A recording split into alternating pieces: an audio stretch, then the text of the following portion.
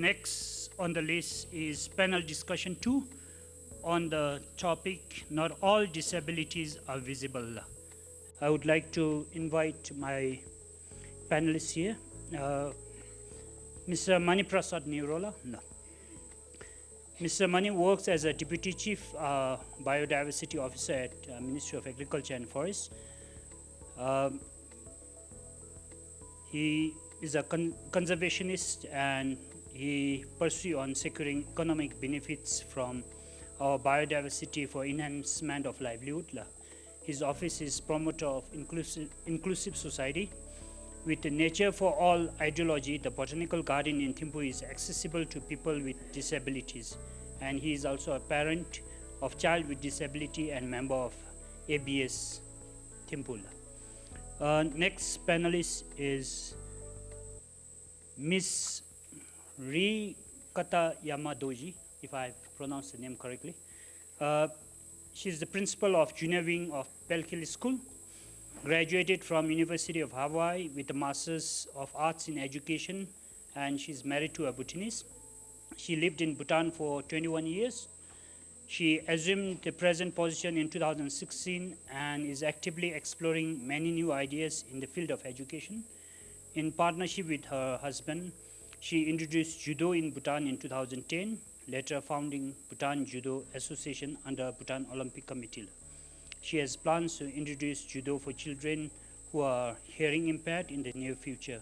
She is a strong believer in power of diversity. And we have the final panelist, Ms. Moira Boyle. Ms. Moira has a degree in occupational therapy from University of Queensland and have worked in field of pediatrics since 1974 with children with wide range of physical and psychosocial challenges. She met with Ms. Bida from Bhutan in 2009 and was involved in assisting with inauguration of Ability Bhutan Society in 2011. Since then, she has worked with the staff of ABS on a regular basis in clinical training and professional development, and also facilitating lessons with organizations and universities in Queensland to foster ongoing professional development and sharing best practices. I welcome you all. Ms. Mora, are you able to hear us? I can, thank you. Yes. Lesla, to begin with, in 2017, when we had the population and housing census of Bhutan, about 15,000 persons were grouped as people with disabilities or persons with disabilities. And these are purely based on Washington's definition of functional classification system. Therefore, it is purely based on what is very clearly visible disabilities that can be easily detected. But what we understand is now that we do also have a lot of invisible disabilities which are not yet put into any national statistics or data. In fact, we lack a comprehensive national data on persons with disabilities or children with disabilities in consideration to all types of disabilities we have.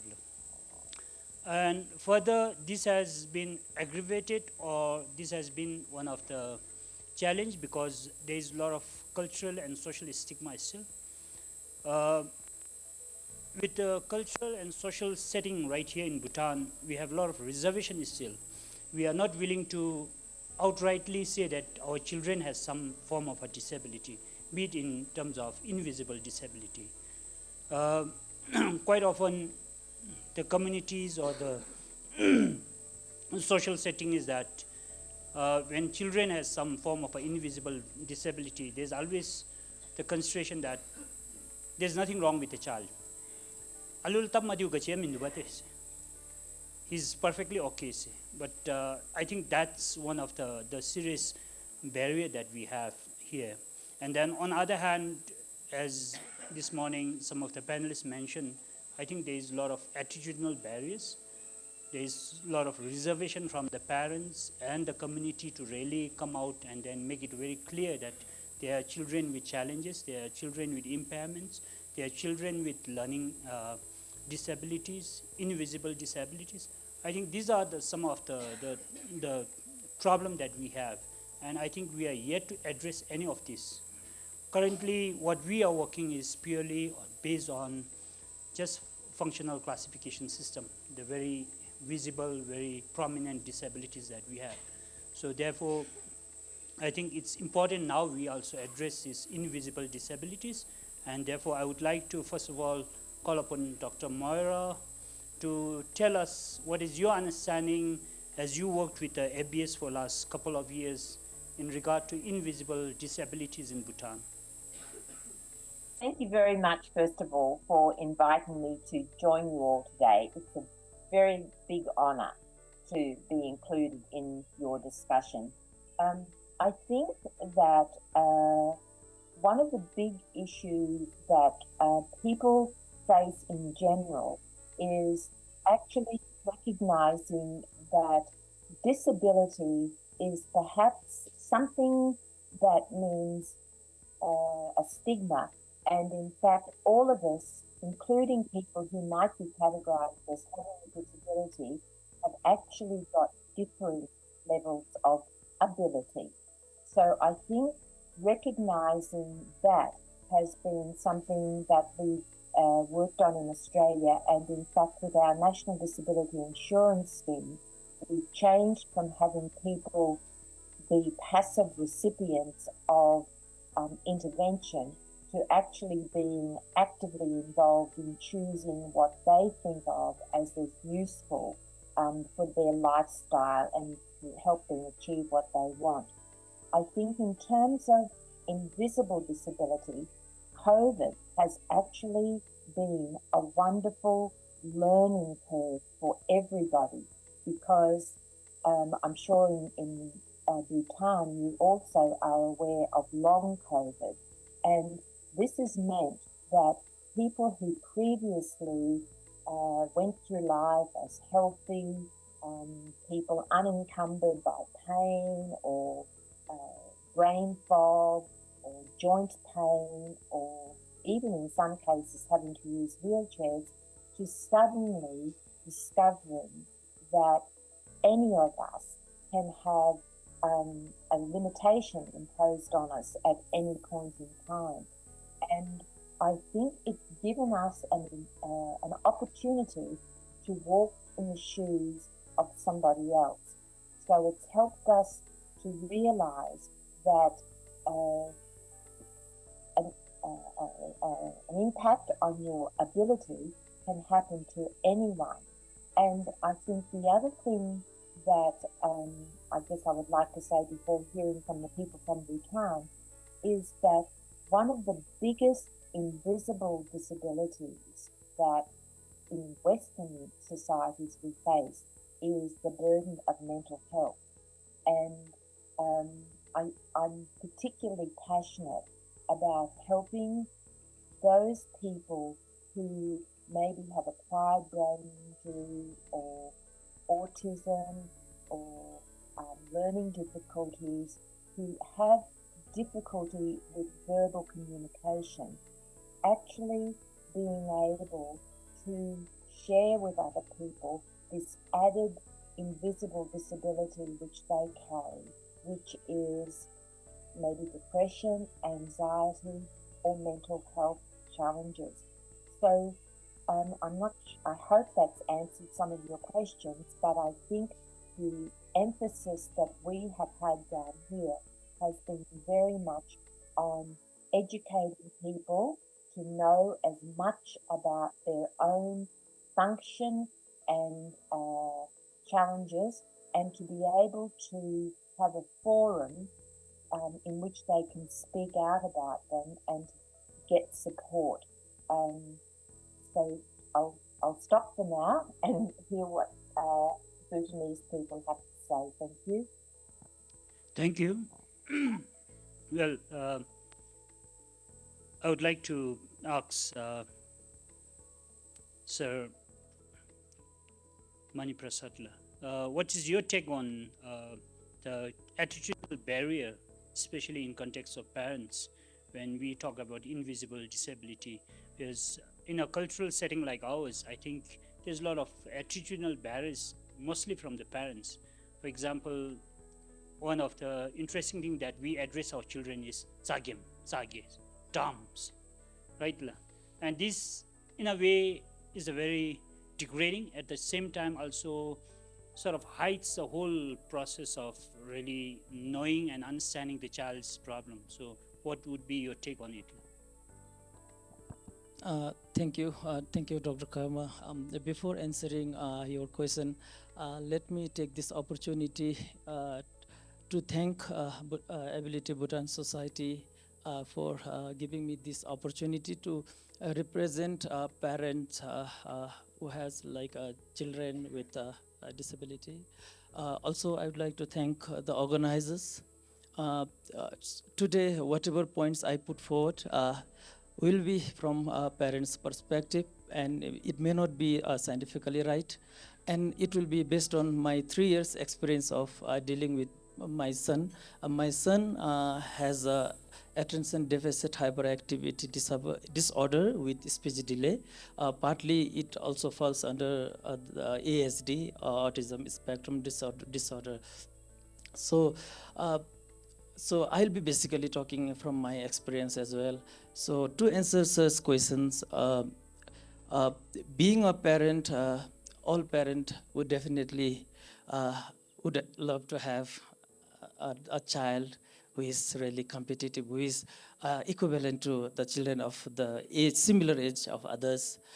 So when somebody like know like discover that his or her child is disabled, not similar to the normal child, so it is obvious that everybody will at once be really sort of depressed. But again, I think it is very much good to overcome that, because getting depressed and disregarding, humiliating that particular child is not good. It is obvious that if you have two children, and if one is really good, a normal child, and if the other one is not, like he doesn't have a similar ability to the other child, it is obvious that we'll say, like sir said, Chagem I is not capable of anything.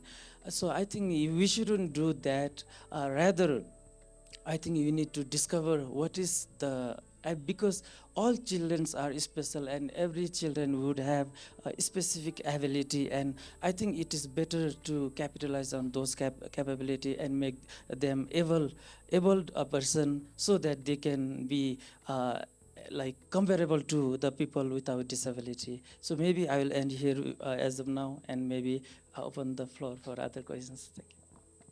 Yes. Thank you. Ms. Rhea, well, when it comes to these invisible disabilities, one of the challenges we face in education is number one, diagnosing which child really has learning difficulties or which child has some form of a mental difficulties. How do you deal with this in your school or in general education system? Thank you, Doctor. Good morning, everyone. First of all, may I ask the audience one question? How many of you have actually two questions? How many of you have heard the ASD and ADHD? Can you raise your hands, please? ASD and ADHD. Okay, thank you very much. And the second question, in Japan, I'm a Japanese, and in Japan, what is the percentage do you think children who has ASD and or ADHD? What is the percentage do you think? Okay, 10%. Any other? 10%? Okay, thank you. It is 10%. So I'm just wondering, what is the percentage in Bhutan? And as the doctor said, we don't have a concrete percentage. And as the doctor said, the system of diagnosis also is still not clear. But my observation And then one doctor from Australia, Dr. Kimberly, who was in Bhutan for 2 weeks. And both of our observation is more than that in Bhutan. So the question is, why is so quiet? Why nobody talks about it? Then, as doctor said, it is because these children are labeled as lazy children, noisy children, restless children, and as you said, they not target. So what is the problem? Because we adults are ignorant. We don't know anything about the children's condition who has those problems. This is, as Dr. Namita talked about, it's not their fault. It just happened in that way. And this is sometimes, the chemical of brain is not working properly. So it's not their fault. But in education, somehow these children are not recognized. And I was talking with one of the children. I am suspecting the child has dyslexia. So the communication, no problem. But when it comes to reading and writing, the particular child is having a great difficulty. However, are we talking about this? Ministry of Education talking about this. Actually, they can understand, so they assume they can read. So if they cannot read, they think they are lazy. So we, as an educator, would like to know actually what is the percentage who are suffering from those medical conditions. Now, when it comes back to in reality in the school, how we can diagnose. We don't have any medical specialist in the school. We teachers have to observe our children, and then we have to recommend the parents to get the diagnosis at a hospital. That's the only thing we can do. But now for our school, I'm looking after for junior wing, class PP to 9, and we have only 250 students. So our teachers know our each child's family background, health condition. So we have a better idea. But just imagine, for example, one government school which has 2,000 students. How can teacher work on the individual students' condition? So as doctor said, diagnose, yes, we can do if the school size is small. But when it comes to the government school, if the school size is big, it will be very difficult. And then adjustment also is going to be extremely difficult. Thank you. Well, coming back to removing this ignorance, or let's say stigma, not necessarily ignorance, in the Bhutanese context, how do you think this could be possibly made more aware, at the same time also increase some form of understanding of the invisible disabilities? Probably I will start with Sir Mani and then probably move on. Thank you, Doctor. Like our esteemed panelist said, I think even in the literature, 1 in 10 individual might be having the invisible disability, and I think it is one of the most difficult thing because it is not recognized. And when a person is very normal, how can we prove that he or she has a disability? If somebody has a visual problem, or if somebody is using a wheelchair, although it is very much difficult for that particular person, but people can see the disability and it is recognized. But in terms of invisible disability, recognizing that is a challenge. So I personally also feel that I have also experienced this in past 3 years. So the first thing is, I think, creating awareness.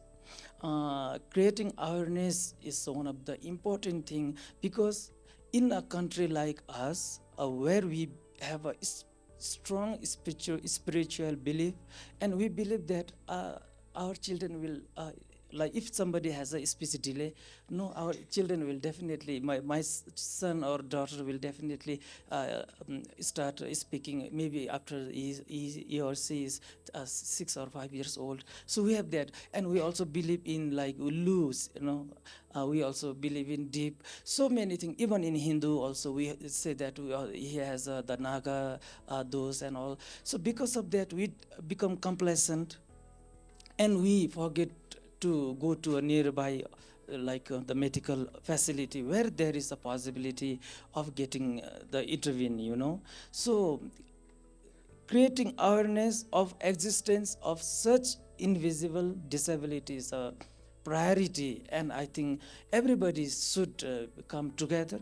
I pretty much feel that there are many organizations, there are many institutions doing that. FENSEM is one, ABS is one, JD, and also Minister of Health is also doing. But maybe in the morning there was a discussion that maybe everybody is doing, but doing in a silo. But maybe that silo should be sort of like abolished, and maybe a sort of consortium should be formed whereby all the players come together and advocate on the awareness. And in Bhutan, I personally feel that now, since Bhutan is developing, and because of this screen time, everybody is owning a smartphone, and because of this, I think there is a rise in invisible disability. So I think the awareness on not giving the screen time to a particular child is also a priority. Thank you very much. Ms. Ria? I think most of the points are covered by his. But I just want to introduce recently in October 31st in Punakha for 2 days, Minister of Education had a workshop, meeting actually for the BB harmonization with inclusive education and the standards for inclusive education and the guidelines for assessment, examination, promotion, and transition of students with disabilities. When I heard about this, I got excited. Finally, the time has come. But then unfortunately, the outcome hasn't come. Because my concern is some children who have gifted knowledge, it's called the gifted knowledge, and then 10% of actually for regular people, 0.02% or something like this, who has a gifted. It's extremely brilliant in a particular areas. However, among ASD, actually the 10% of the children who has a potential. So means these people might be able to become assets to the world, but nobody recognizes in Bhutan, unfortunately, because of this present system of education. As Dr. Namita said, the gap between reality and policies. So my concern was, as Dr. Namita also mentioned about the class 12 students who are trying to pass. Same concern I have. Because some children are very smart in particular area, but they all have to take the same exam. So how's the assessment? It's the same as the regular children. So when it comes to this workshop, finally, it came in October. I was very excited. I was looking forward to see the result, the outcome. But unfortunately, the outcome was identify special children and encourage faculty through the training and awareness. So what is concrete, the outcome? Because we have been talking about this for the last how many years. I took over my present position in 2016, and I came across several learning difficulty students in our school. Then I went to Ministry of Education, and what is the policy for assessment and promotion for these children? And they didn't have the guidelines, and they said, it's up to you. So what do you mean it's up to me? Means like, so up to class 8, you can promote, and from class 9, if they cannot take the test, can go to the vocational training. And I was wondering, is this the only way for these children to pursue, their life? And then, but it was another thing was shocking to me. I was the first person who came to Ministry of Education. So for this many years, the education institutes didn't have a question for this. So, and I really felt this is a big gap lying between the policymakers and the reality. And then, first of all, I was very encouraged hearing Paro College of Education's having a course and educating the teachers, because the teachers themselves don't have much idea or these invisible, the situation. And then just imagine 10% of children who has this problem, and the teachers don't know it. So that is very sad for the country. But at the same time, I really feel the time has come in the world. If you look at the top 10 world billionaires, and more than half of billionaires has this medical condition.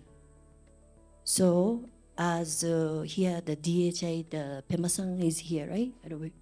Was here DHI. I'm so excited because the technology might be able to help these children's future. So when it comes to education, why not introducing those specific areas of technology as a part of education curriculum? Then all these children who might have a potential might be able to shine and become independent. And then I was really touched. Dr. Namita said kindness can kill the person's basically capability, because each child has a potential and capability. But what kind of support we can give for other adults, that makes a difference. Continue with that. We know we had been always looking forward to having policies, guidelines in place, which sometimes never comes, to be honest. For example, currently we had been always waiting for this Convention of Right for Persons with Disabilities, which still is there lying, and no one has an answer to when it is going to happen or why it is on hold. No one has an idea. Now, if you go on waiting for those things to happen, I think it's going to take a lot of time, and we're going to get delayed by a lot of things.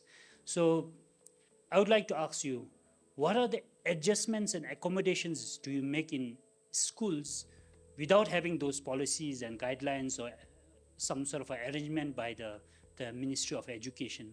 What are the adjustments and accommodations do you make? Okay. For our school, actually, for example, the test, and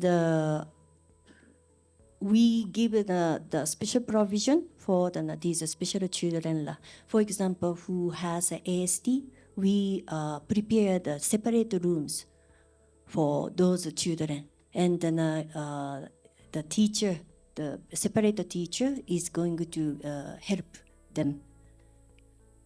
Also the time extension, all these, for the test we are doing that. But my concern is now from this year, Ministry of Education has introduced class 8 board exam. So now the class 8 has become board exam, and next year the class 6 has become a board exam. So for what's going to happen to the children, all these children, and these mild degree of ASD and ADHD children, if they can get the support for time extension, for those special provision, they might be able to pass. Otherwise, those children might not be able to pass for class 6. So for our school, we can do those kind of arrangement for our students. However, when it comes to a board exam, we cannot to do anything unless Ministry of Education changed a certain policy and the guidelines for all these recognized ASD, ADHD children. Yes, thank you. I think that becomes one of the very good recommendation to Ministry of Education. Uh, Going back to Ms. Moira, uh, as you mentioned about the need for forum for education and awareness, I think more than that, there is this still a strong context of what we call misplaced compassion in Bhutan. What would be your take, because you had been working with the ABS for quite some time, in regard to this context of having certain ignorance at the same time, even when we are able to create awareness and education, there still remains this cultural context of too much of compassion. So therefore it does not create some sort of independence, and also does not empower children with certain difficulties, let's say invisible disabilities. What would be your understanding and take? Yes, look, working with the Workers for Mobility Bhutan for a long time now, one of the things that we found was the biggest mover of change in Australia was actually educating not just the parents and the teachers, but actually the children themselves, and trying to give them a clear understanding of how their body works, how it may not work, and what we can do that actively helps them. And the other important thing is actually listening to the child, or the young person with the disability, and getting feedback from them. So even within the schools and within our daycares and our kindies, um, we we certainly don't have all the answers, but the big change, and as you could hear from the beginning, I've been a therapist working for a long time. There's no secrets now for Mobility Bhutan workers. They all know how many years I've had grey hair. But the big change has been in helping the clients themselves understand, even if they seem to have significant difficulties. I think it's about, in communication, it's realizing that saying nothing doesn't mean having nothing to say.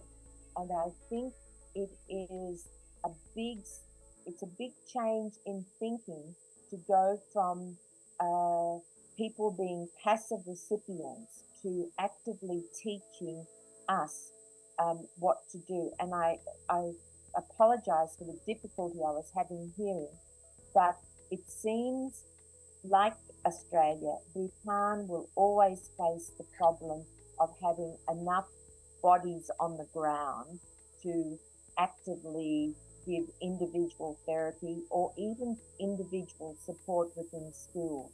Within schools, most of our children are mainstream, and they actually don't have full-time support workers. So classroom teachers are also charged with having to learn a lot. Yes, we do have some funding for some children that maybe have full-time workers, but most children have time in regular classrooms without the support of workers.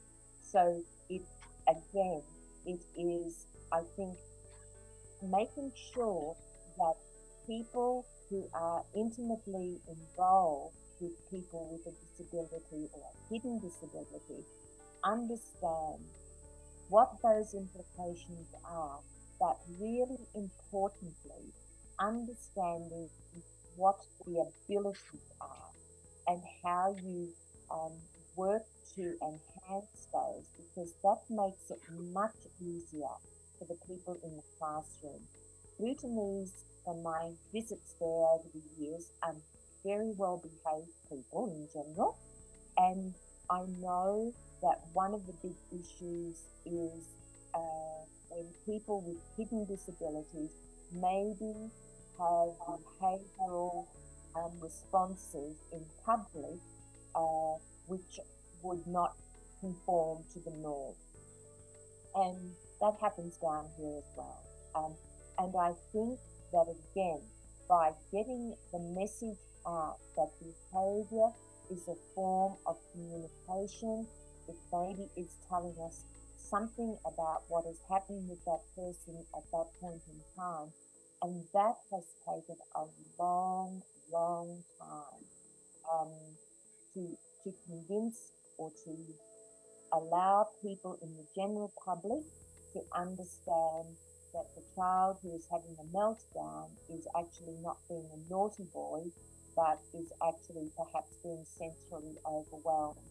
And I but the information and the thrust has to get that information out has come from parents and from the clients themselves. And listening to your speakers, I think that is a very important and empowering thing if we can start to get functional information about all sorts of hidden disabilities out into, first of all, parent support groups and into communities, because you know what we've learned in the West is that medical professionals and professionals, therapists, etc., may not always be the people who understand the lived experience.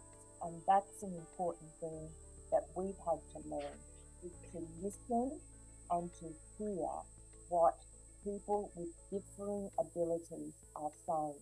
So I hope that's answered your question. Thank you.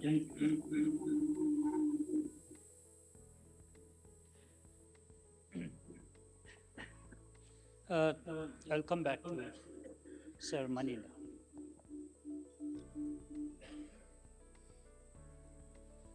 Uh, through your experience, what is your take on the medical diagnosis and helping understand? Sorry? Especially to those with the hidden difficulties. Com- uh, Compassion, I think, is not forgiving everything, interfering or intervening at everything. Compassion is acceptance. Compassion is understanding that everybody has ability, and I guess that's why I rejoice in the words ability Bhutan, because I think that is a big step forward in having people integrated in community. It is to understand that they have ability, and the important thing is to enhance their ability to be able to achieve independence to their level, to be able to live full lives. And we talked about showing a video, which we weren't able to do today, but I have a young woman who is non-verbal, on the autism spectrum, is completely unable to care for herself, has 24-hour-7 carers, could not make herself a cup of tea, and yet she has, with determination, managed to enter university. She has to type everything she wants to communicate, but compassion in that instance would not have been saying he could not achieve these things. Compassion was saying, you know what, you have got a lot of ability if we can tap into it. This is behaviours that will help you. This is what things that will enhance, adapt, help you achieve. And she has. She still needs 24-hour care. She still can't speak independently. But she would be a wonderful teacher for people in Bhutan who also want to say something but don't have the gift of words. I hope that's answered that question. Thank you. I'll come to Sarmani again. Through your experience, what is the your take on the diagnosis process and understanding, especially through the health services or medical services? Did you had any challenges? Was it really slow, or did you had very effective and a very efficient way of diagnosing everything and then making you very clear how things can be dealt with? Thank you, doctor, for the question. Uh, if I may share my experience on the medical services I have got, uh, when I realized that my son has a speech delay and ADHD, yeah, so when he was 3 years old, in the beginning, I went to, because of the fact that I'm stationed in Thimphu, and there is a facility and the specialized service provider in JDW. I had that privilege to go to the hospital and get the services. Uh, uh, there is a speech therapy and pathology unit. There is also occupational therapy.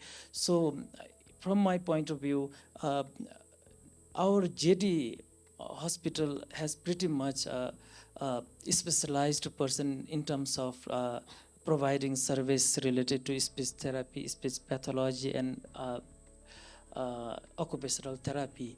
But again, we have to think about the country. Uh, Not everybody is accessible to the services that is rendered by the JDW.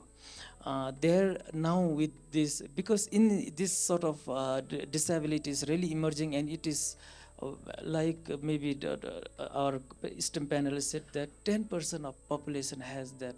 So maybe Bhutan is also not exempted from that. So even if it is not possible in having this sort of speech, all these facilities, service providing facility in all hospital, but maybe having this in the regional hospital, maybe in Gilefo or in Mongar, to the one similar in the JT, you know.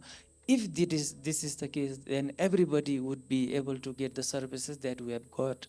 I am very much fortunate to have got the services, and within 3 years, I could see the drastic improvement in the behavior and the intellectual ability of my son. So, but I also see that there are many people who are not being able to get this facility, mainly because they cannot come to Thimphu. They don't have relatives in Thimphu. So they don't know about the existence of other, not only JT, but other service providers. So maybe there was a recommendation in the beginning also, maybe expanding the services to the rural areas and the rural population is very much important. Thank you. Thank you. Uh, my next question is our environment creating even the very visible disabilities invisible? Because the way we have structured right now with our system, with our environment, with our facilities, these are not very inclusive. So, has this really created even the visible disabilities invisible? Thank you, Doctor. Maybe I'll try to give my point of view, and maybe my esteemed panelists might also want to say something. Uh, it is a difficult question, and because of the social stigma, nobody wants to portray themselves as a disabled or a special person, fearing that there will be a stigma, so because of that, so even sometimes a visible disability becomes invisible, and the challenges is always there in even in the visible or the invisible disability, so I think overall the society should be accommodating, uh, recognizable, so that it creates a conducive environment for the people with like disability to come forward and portray themselves. So for that, maybe there should be certain avenue, even someone is going to the hospital, for example, maybe there should be a priority service. At the moment when we talk about priority, we only think about the people above 60 years old, and maybe the wheelchair user, and maybe people with the visual despair. But again, even in the visible disability, there are other the dynamics of the disability. So if somebody wants to portray themselves as a special person, I think there should be avenue. So if I share my example, uh, recently when my son has had a toothache, he had a severe toothache, and I went to hospital. And looking at my son, nobody will think that he's a PWD. And when I reached to the hospital, then there was no token. But my son had a problem. And now how can I explain to the service provider that my son is a special person, so he should be given a priority? I didn't demand the priority service, but I requested that this is a problem. He cannot wait for long. And so can it be considered? And I was very happy and very very much happy in the sense that the hospital personnel, they immediately recognized my request, and they gave a priority service. So I could immediately take my son without having me to wait for the long queue, maybe 10 to 15 or maybe 30% before me, and I got the services. So something like this should be there, not only in the hospital, maybe in the temple, maybe or in the public places where people come to enjoy, maybe in a restaurant also. For example, if my son has a sitting tolerance, he will not be able to sit in a table where everybody is enjoying their meal. So maybe if there is a avenue or a small boardroom or maybe a small place where they can go there and have a meal and all, no. So something like this should be uh, there, but it cannot be enforced.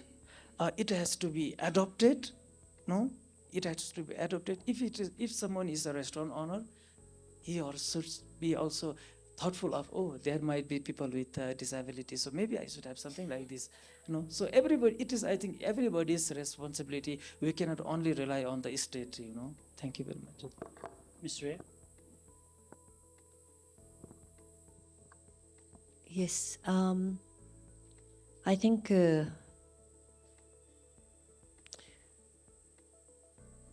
for example, the meeting I was talking about, the Ministry of Education, why we were not invited,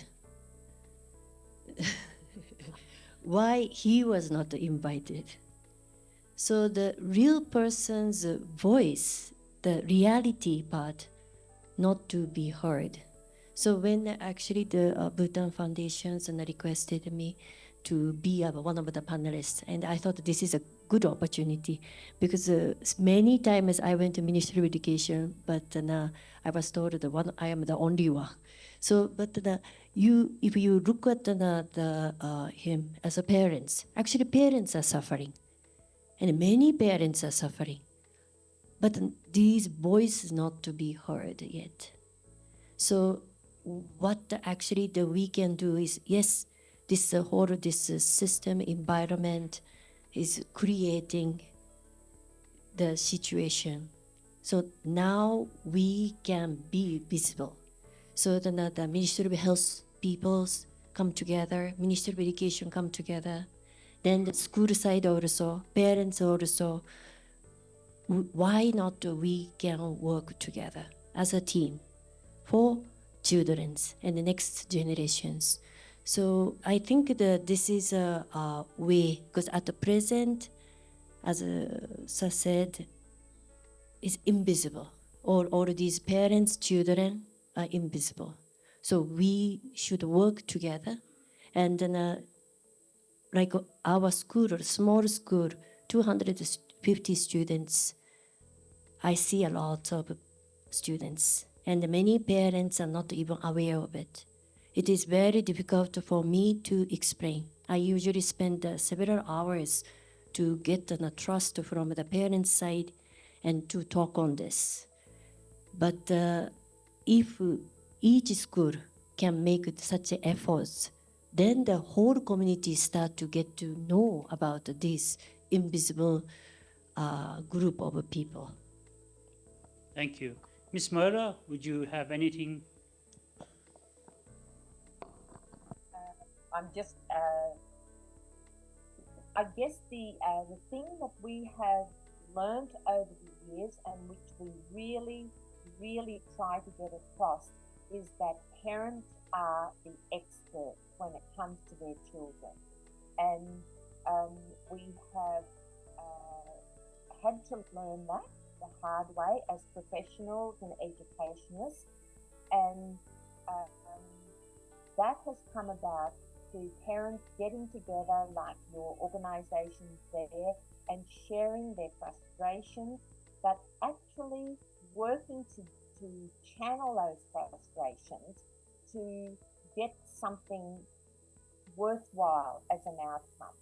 So to share information with teachers, you know, you could say my child has Down syndrome, but that really doesn't tell us anything other than the fact that he has a different number of chromosomes.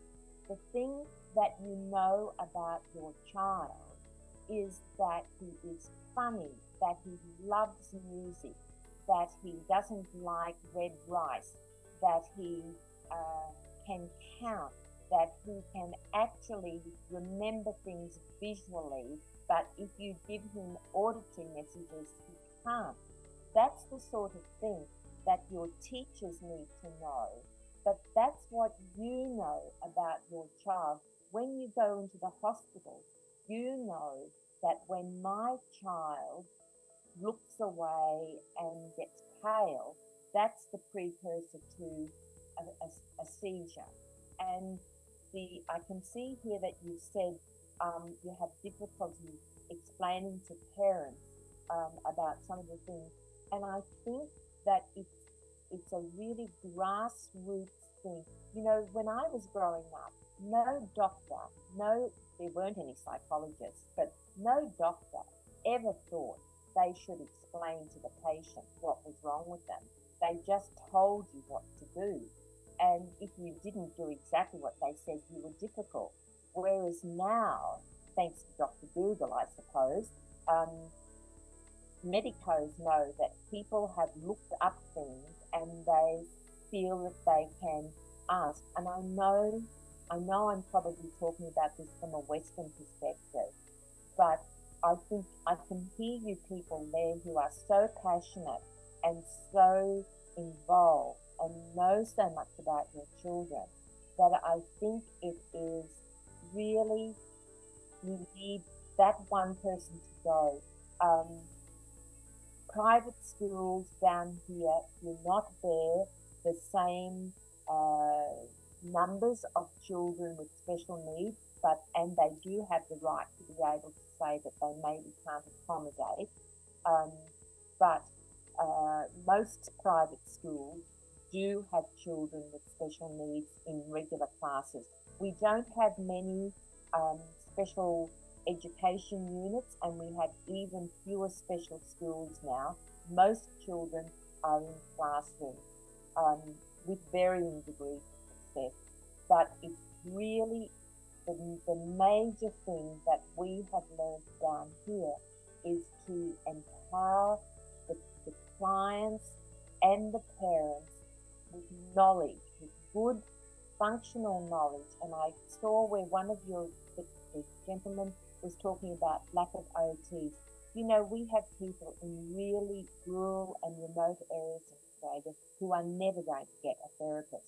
And we have to empower local people, maybe local Indigenous workers, but we actually do that by making sure that good, functional information about the condition, and then we temper it with what that person's abilities are, and then work out a solution. And I know in talking with staff with Ability Bhutan, that's possibly something that we're just starting to experiment with. And certainly I think the concept of talking to significant disabilities and asking them about their life is possibly something new as well. So I hope that's giving you, and I can see who there's, messages coming through me about their needs. I think that it is two things. With our non-English speaking people here who have not been to school themselves, a lot of this is foreign to them, and I think it's explaining things in terms of helping parents to understand that this is a challenge, but if we can put this in place, then we will get something better as an outcome. So I know that it is really difficult to just translocate something that's happening in a Western country into Bhutan, which is why I always say to the people of ability, you're the experts in Bhutan. We can share the best practices we do down here, but I think you all know your country and what your position is, and in terms of what we often do to help that man who is looking for extra therapists. I mean, maybe we can have conversations about telehealth and sharing things. We already have a clinic with Ability Bhutan and the Australian Catholic University where we tap into their therapists, psychologists and social workers. And I think that there is possibilities for sharing of that on these virtual platforms. Thank you. Thank you. What we hear from all the panelists is, to some extent, it always boils down to the parents, the caregivers, the teachers. So I will open the floor because we do have a lot of parents, teachers, caregivers in the room. So if you have any comments, any questions, any experiences that you would like to share, because this is one of the most difficult subjects we are having to discuss, the invisible disabilities.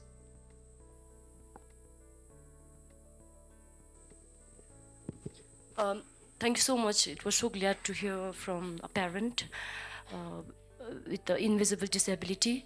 I also come across a lot of children with invisible disability.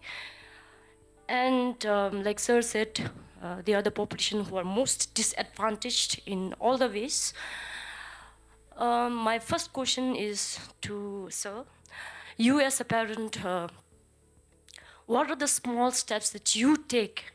Because when you talk about the interventions in the hospitals and all, interventions are not successful until and unless the child can really regulate themselves in a real life situation. The clinics, with all the structured environment, they do so well.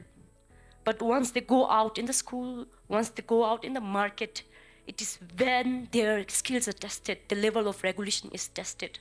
So I would really love to hear from Sir, like, what are the small steps that you take to make sure that your son doesn't stand out wherever he goes. Stand out in a sense, if he's going, say like you said, if he's going to the hospital, okay, rather than asking somebody to, maybe do the favor of giving the token first or no. What are the small steps that you take in day-to-day life to make your son really adjust to the settings that he really engages in?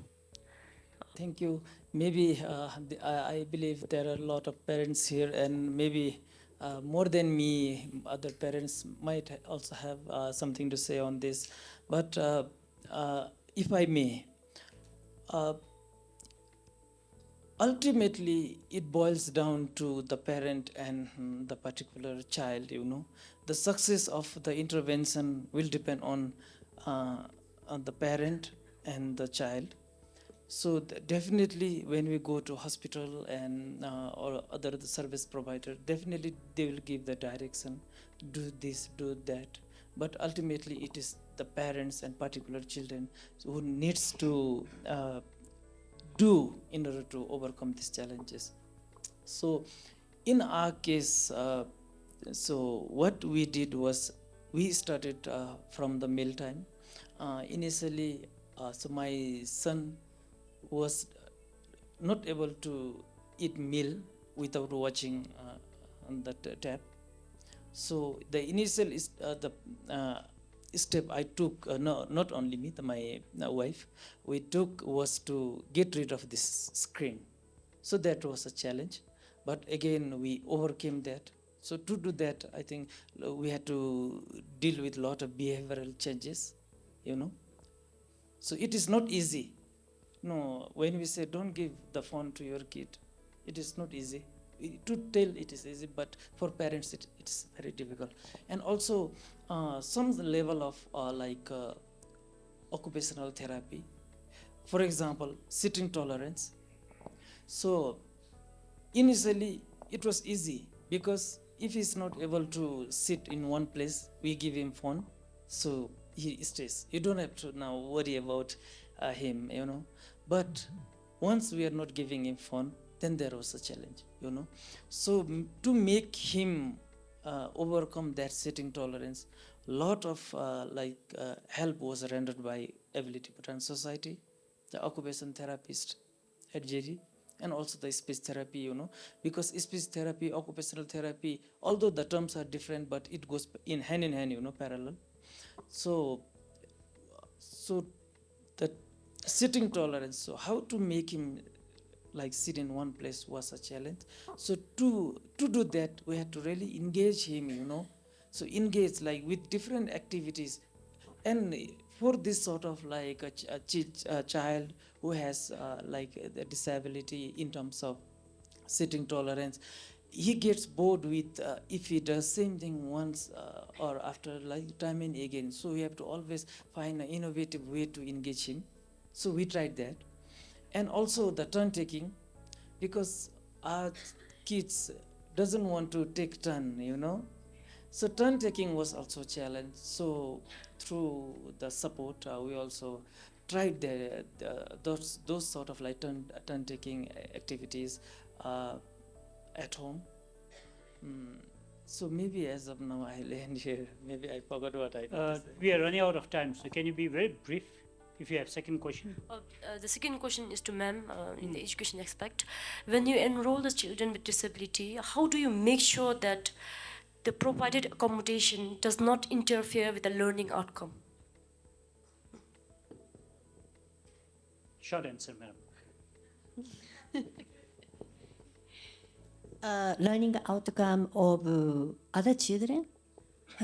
No, like you said, like when you're enrolling a student with a special needs, you provide a lot of accommodations trying to bring out the function. So my question is like when you're providing in accommodations, maybe you're modifying some syllabus or the content or whatever your accommodation is, how do you make sure that the children accommodation is not interfering with the learning outcome, the general learning outcome? Learning outcomes. Learning outcomes.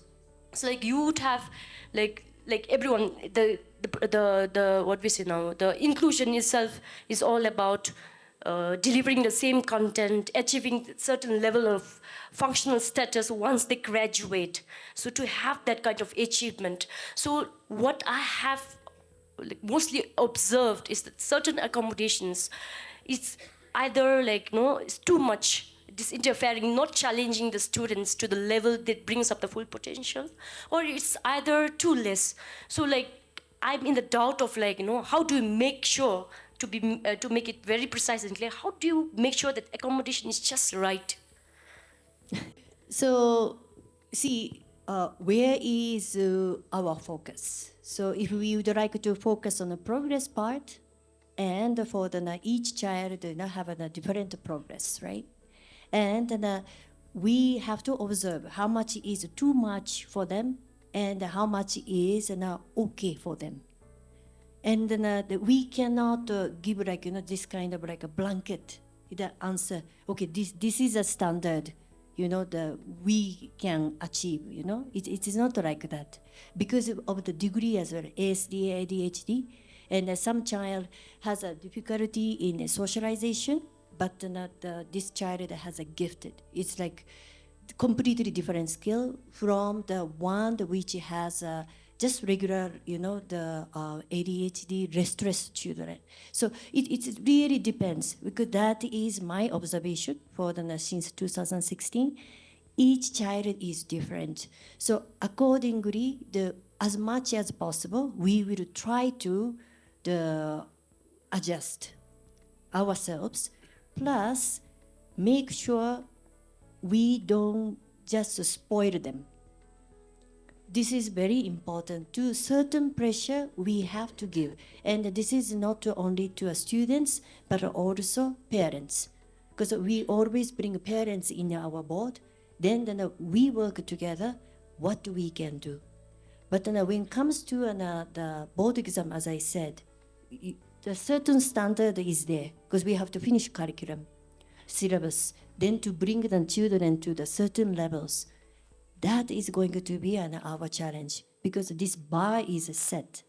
So then, even if we give some sort of flexibility and adjustment to each child, this part, it's not in our hands. So what we have to do is next is what we can do for these children when it comes to a board exam. At least, like, we should give a special provision for these children. But for that, what kind of a system we can create with Ministry of Health, because diagnosis is going to be crucial. So then we have to work together.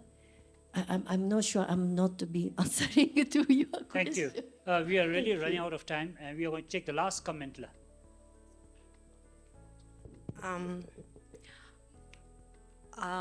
I know there are several arguments and theories about how should we go about inclusion, right, in the education setting.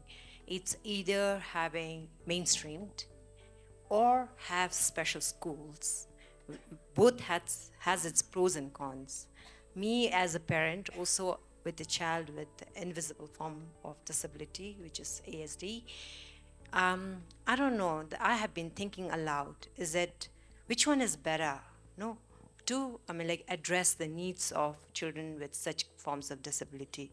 So right now, I want to challenge, I want to see, there are several teachers here as participants, so I want to get your thoughts and views on whether the current model of SEND schools, within that, it's supposed to be inclusive and mainstream, but what's happening is within that also we are putting kids in a box, or you are in an inclusive class, or you are in a self-contained class.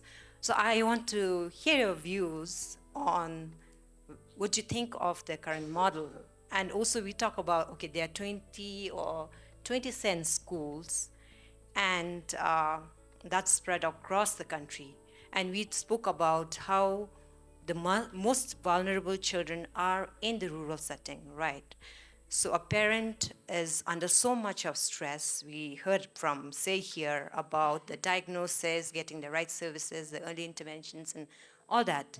And on top of that, you might have to leave your village, drop your job from somewhere because the SEND school is located somewhere else. So I want to see, to hear in general thoughts and views on the current system. Thank you. We won't be able to give you the answers right now because we ran out of the time. Thank you, Ms. Moira from Australia, for taking your time and being with us. Thank you, Madam Ria and Sir Mani, for taking your time and putting up here today. Thank you, everyone, for the discussion. Thank you.